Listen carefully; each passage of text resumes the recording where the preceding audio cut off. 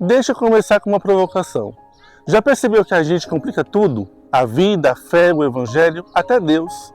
O que era simples a gente transformou em pesado. O que era leve virou cansativo. E o que era relacionamento virou religião.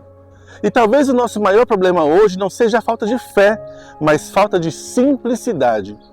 Paulo disse algo muito sério. Ele tinha medo de que a igreja se afastasse da simplicidade que é em Cristo. Não do pecado escancarado, mas da complicação espiritual.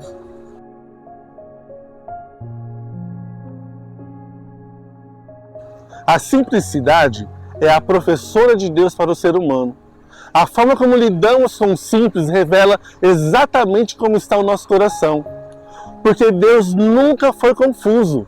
Confusos somos nós. E hoje eu quero te mostrar que viver o Evangelho não é difícil. Difícil é abrir mão do orgulho que nos faz complicar tudo.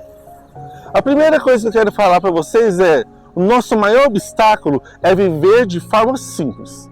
O que vai impedir muita gente de se salvar nos últimos dias não é um pecado escandaloso, é a viver a vida sem propósito. Não é pecado trabalhar, não é pecado casar, não é pecado comer, beber, viver. O problema é viver tudo isso sem ser para a glória de Deus. Paulo diz: faça tudo, absolutamente tudo para a glória de Deus. E Jesus alerta: nos dias de Noé, as pessoas estavam vivendo a vida normal, comendo, bebendo, casando, e não perceberam que Deus estava falando. Ou seja, ocupados demais para ouvir, cheios demais para depender, ativos demais para obedecer. A vida simples não é a vida vazia, é vida com direção. A segunda coisa é o evangelho que é simples. Vamos ser bem honestos aqui.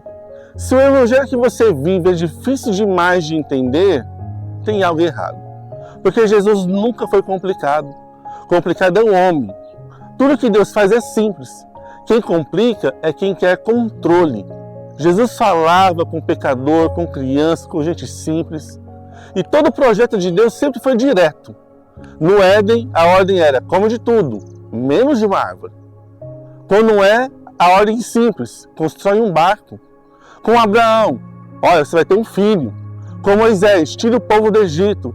Com a igreja, vivam sempre juntos. O evangelho não é difícil. Difícil é abrir mão do orgulho. Quem não entende o evangelho simples não precisa de mais explicação, precisa de conversão. Terceira coisa, cuidado com as suas perspectivas. Simplicidade nasce de ouvir Deus sem ressalvas. O problema é que a gente ouve a ordem e depois adiciona o ambiente.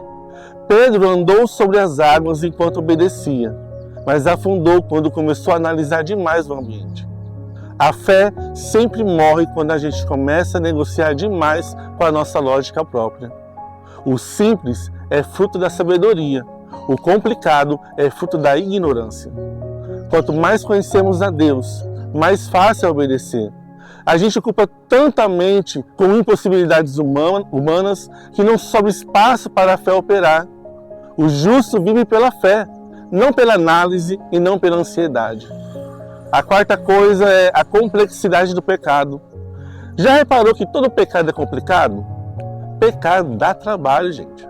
Mentir cansa. Adultério é um nó lascado.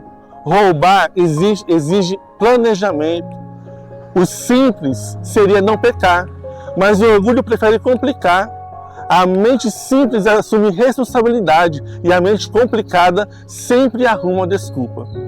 Quem complica demais geralmente está tentando justificar algo. E a Bíblia é clara: o orgulho vem antes da queda.